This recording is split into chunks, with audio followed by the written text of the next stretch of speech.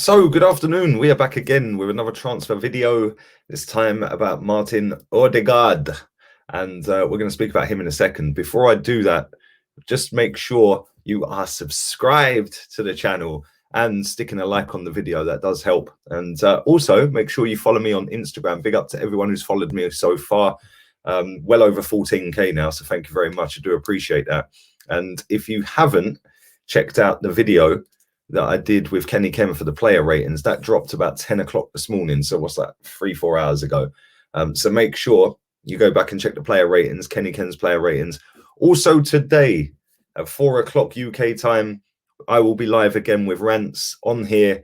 We're going to go through quite a bit. Obviously, Man United have got a massive game on Wednesday in the Europa League final. So we're going to have a little look to that, see who's in form for Man United, who's out of form, who's injured. We're going to go through some of the other games as well that happened yesterday. All the talking points will be covered on there. But for now, we're going to talk about Martin Odegaard. And I think it's quite obvious that Arsenal and Arteta are looking to try and sign Martin Odegaard. Obviously, he played very well yesterday, if I'm honest, and he hasn't done that often enough since he's been here. He's had maybe 3 or 4 really good games. Other than that, he's kind of on the edge of the game at times. Sometimes the game just passes him by.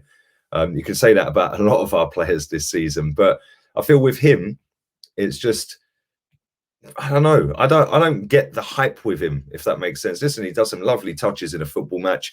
He scored a couple of goals for us, which is fantastic. But at the same time, I just don't see him grabbing hold of the game by the scruff of its neck and driving forward and trying to create and trying to score. He doesn't do any of that, really. I know he got an assist the other day in the Crystal Palace game for Martinelli. Great cross, great finish. But I'd rather let him go back to Madrid and maybe look somewhere else, because the amount of money they're going to command for him, because he ain't getting in their squad. I think that's a given. He might get in their squad, but he ain't going to be starting football matches every week. And I think that I've seen some ridiculous fees banded around. I think he's got about £80 million buyout clause or something stupid. Well, no one's paying that. Let's be real. I think if he does get sold, it'll be around the £40 million mark. Is he worth 40 million quid? I'm not so sure he is. And when I look at somebody like Smith Rowe, albeit Smith Rowe's been playing kind of left forward a lot of games, or left midfield, just floating around that left-hand side, he gets the ball and he just drives forward. I know they're slightly different players, but that is what I want to see from an attacking midfielder. And, you know, albeit he doesn't get a lot of goals either, Smith Rowe, or a lot of assists, one thing he does is he draws players out of position, whereas Odegaard, it's all in front of the defenders, really. Smith Rowe has got the ability to take a man on, jink through a couple of men, whip balls into the box and cause mayhem. So, you know, yes, they're slightly different positions, slightly different players, but the end goal is the same. They're supposed to be on the pitch to try and create and try and make things happen. I just think Smith Rowe's a lot better than him. I genuinely do. And I think that, you know, obviously that is somewhere where we do want to strengthen. We do want to go and get a player that can get goals from midfield. Maybe we've got that in Joe Willock. He equalled Alan Shearer's 7 straight games yesterday, scoring in 7 games in a row. He equalled that. And listen, that's no mean feat. Alan Shearer's mad, unbelievable striker. Joe Willock's not even a striker, which makes it even more insane. But I just feel like we could maybe do with a player in that position to drive us forward and get the goals from midfield, because we don't really have one. And that's where we lack. No, people would be sitting there saying, oh, but we only finished 6 points off the Champions League spots. Yeah, we're still finished 6 points off the Champions League spots. Now, maybe if we had a creative spark, somebody that can score goals from midfield, somebody that does make things happen on a regular, maybe we would have got Champions League. And when people were sitting there saying, oh, we can get Champions League, well, we couldn't, because we didn't have enough goals in midfield. You don't get into that top 4 if you don't have goal-scoring midfielders. It's as simple as that. You know, Mason Mount at Chelsea. You know, Liverpool are slightly different. They're an exception to the rule because they got goal-scoring wingers that score a lot of goals. They're slightly different.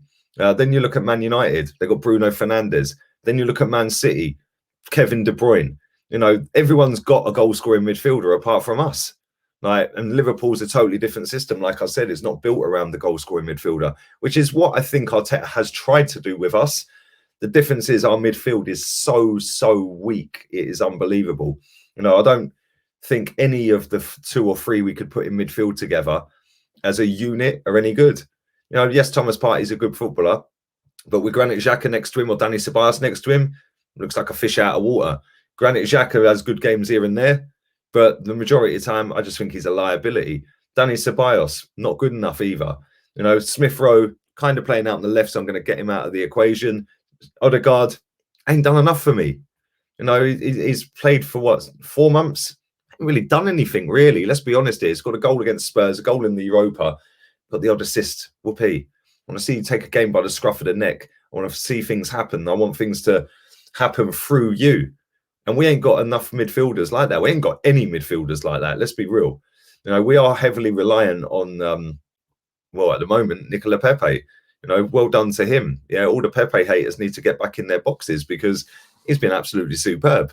And if he played a full season, we might see 20-odd goals out of him. He bagged 10 league goals, 16 goals in all competitions, second top scorer at the football club. And he's played so many less minutes compared to some of the other players that are supposedly superstars. So, yeah, we have got massive issues in midfield. And I want us to go out there and get a midfielder that bags goals. You know, whether that be Grealish, people will laugh at that. That's the standard I expect. Go and buy Jack Grealish. Go and stick 90 million on the table and say, we're having him. Pay him 250 grand a week. Go and get it done. The guy is absolutely fantastic. Martin Odegaard isn't. You know, Martin Odegaard might be a good footballer in 2, 3, 4, 5 years' time. Sick and tired of mites. Let's go with absolutes. Big up James Redmond. James in the cut. We deal in absolutes, and Jack Grealish is an absolute baller. So why not go and stick our money into that rather than taking a punt on some geezer who's hyped because he played for Madrid when, or signed for Madrid when he was 15? He's played more games for Arsenal than he's ever played for Madrid. What does that tell you? Anyway, listen, let me know what you guys think. Would you take Martin Odegaard? If so, how much? Do you think he would come back? And leave it all in the comment section down below.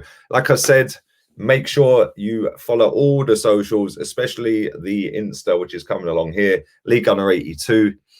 Make sure you go and check out Kenny Ken's player ratings from last night. Check out all of the fan cams as well. Go and check all of them out. Big up to everyone who watches all of them, man. Stick a like and a comment on them. And I'll be back again in about an hour and a bit with rants. And like I said, we're going to have a little look through how the season ended up, really. Leicester fully bottled it again. Let's be real. They should have got top 4. They didn't. They lost at home to Tottenham. So, yeah, man, we're going to go through that. And I'll be back again in probably about an hour and 20 minutes or whatever it is, 4 o'clock. All have a wonderful afternoon. And make sure you stick a like on the video and subscribe. Big up all the new subs. We're out of here. Arteta